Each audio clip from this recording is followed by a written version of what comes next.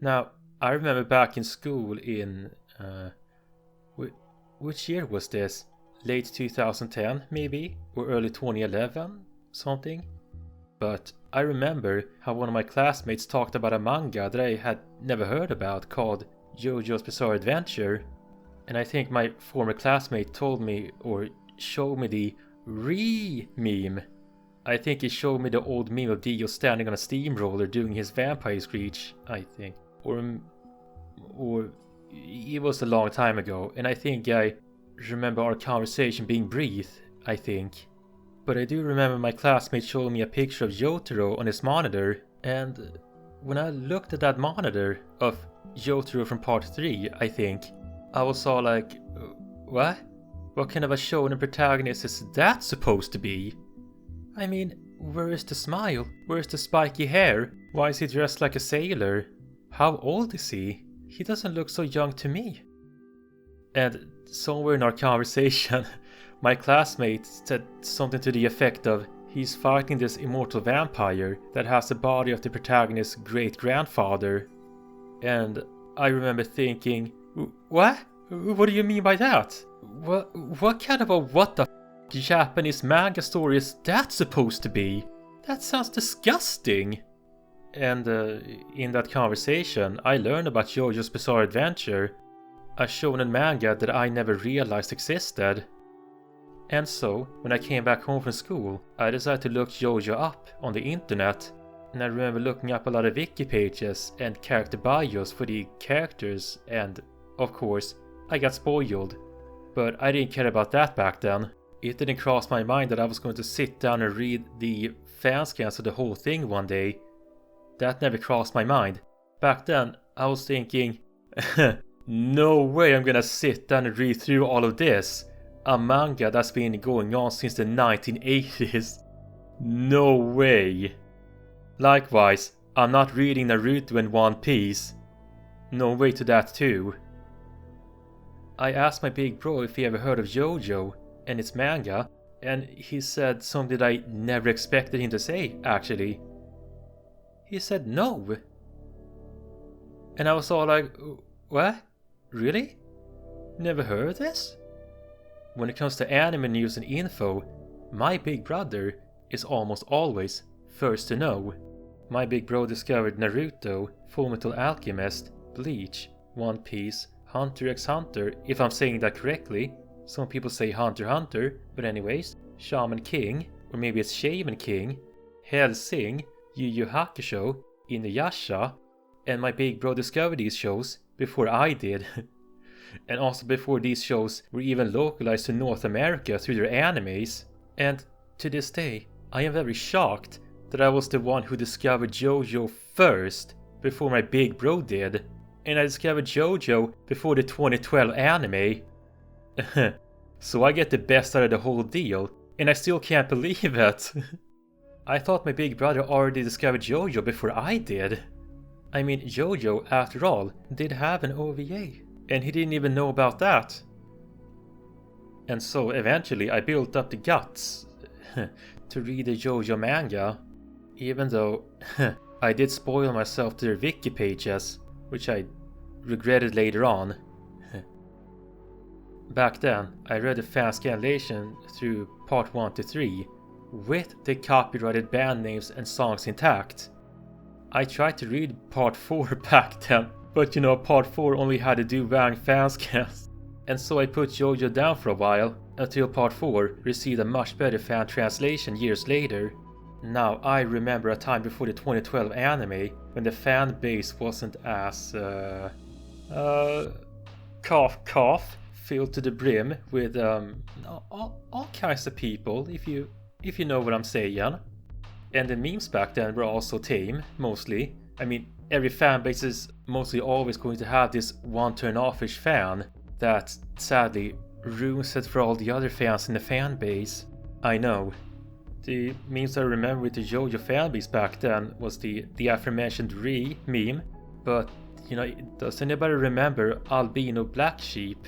Which, if I'm not mistaken, that's where I think the meme began. But there was another source of that whole meme, You see, there was also the arcade/PS1/Dreamcast game where somebody edited in the re-screech from one of the audio files from the game. So no, in actuality, Dio never screeched his vampire screech when he stood on that steamroller.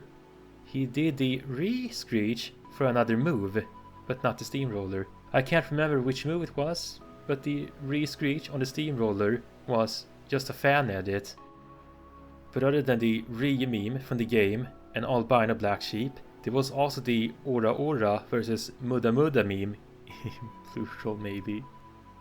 I also remember that one JoJo medley from Nico Nico that somebody re-uploaded on YouTube, which I'm sad to say is now outdated, because that medley doesn't cover the last bit of Steel Ball Run, JoJo Leon, and JoJo Lands. Before JoJo had an anime, before 2012, the JoJo fanbase was small and niche. It did have some progenitor JoJo tubers back then, and you had Antfish, JoJo's Bizarre Adventure Bridge series, and a few more snippets of his. Like Antfish had a parody snippet called Or Is There?, which was one of the few progenitors of Araki Forgot, and Antfish produced that video before Shockmeister and before Hamon Beats. Other than Antfish, that I remember was a JoJo tuber called Willow Shades. Unlike Antfish, Willow Shades was a JoJo tuber, like X-Fort and a bit of Hamon Beats, and a little bit of this and that, and maybe a little bit of manly anime hero, I think. I mean, Willow Shades was a progenitor JoJo tuber before X-Fort, before Mary Not the Bad Guy, before Hamon Beat, before Shockmeister, and many more. Other than proto-JoJo tubers, I remember back then there was a Let's Player called Nakatilili, and his Let's Play of JoJo Part 5 on the PS2, and I think Nakatilili's guest back then was called Elemental Ogre, I think? And Nak and Ogre played JoJo Part 5 before X-Fort and Meti did. This proto-era of the JoJo fanbase was very much innocent, in my opinion. And this was before, like I said, before the 2012 anime. Back then, the JoJo fanbase was niche and small, before the 2012 anime brought on board a lot of new fans. Around 2010 or 2011, I had completely given up any hope of a JoJo anime of any kind. I was thinking the same thing a lot of people were thinking, collectively. You know what people used to say back then, if you remember. Oh, but JoJo is too mature, it's too unmarketable, it doesn't fit the bill of a typical shonen manga anime, and it has copyrighted band names on it, and besides, JoJo is a product of its time, producing an anime now would be out of fashion. And that's what I was thinking back then, and the collective too. No, the JoJo fanbase is no collective, it isn't. I'm just saying, on that corner of the fanbase, that piece of pie. Now, rumor has it that Araki had been offered in the past if they could produce an anime, which Araki may have likely said no, perhaps, because rumor had it back then that he didn't want to change the copyrighted names on his stance, and many more stuff. But then, which year was this again? Late 2011, around 2012 maybe? Around that time, I was sitting in front of my PC, and my big bro turned his monitor, or maybe his laptop, in my direction, and he said, "Hey, look at this." And I got goosebumps. I was watching the trailer. I was so like, what? What? A JoJo anime? Really? And so I watched a few episodes with my big brother, and I was very impressed. As we watched a few episodes, I was surprised to find out that there were some alterations to the anime, but other than that, Part 1 and Part 2's anime adaptation does follow the manga very faithfully. And as the anime kept going, people talked about JoJo, and the anime garnered more and more JoJo fans as a result of that. And as the anime kept going to Part 3, that's when I feel that JoJo got mainstreamed. JoJo would also get an English dub over, or rather North American dub I should say. I mean, North American English and UK English isn't the same. And I heard some of the casters in the older animes, like Jonathan Joestar being voiced by Johnny Young Bosch. But then, as the years go by with the JoJo parts, the voices become more and more unrecognizable. When I look back at part 4, 5 and 6, I can't find a single voice actor from my teen years that I've heard of before. If you, today's listener/viewer, is a Generation Z person, then you will be nostalgic for Philip Reich, Ray Chase, Imari Williams and a few more voice actors that I've never heard about or not so familiar with. But anywho, as I was saying about the fans, all of a sudden when the anime kept going around 2013 or 2014 or so, a lot of people started to say stuff like, wait a minute, wait, I've seen this somewhere, somehow, where did I see this before?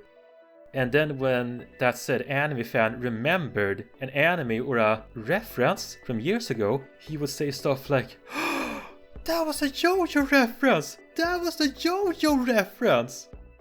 And that's where that meme comes from. Is that a JoJo reference?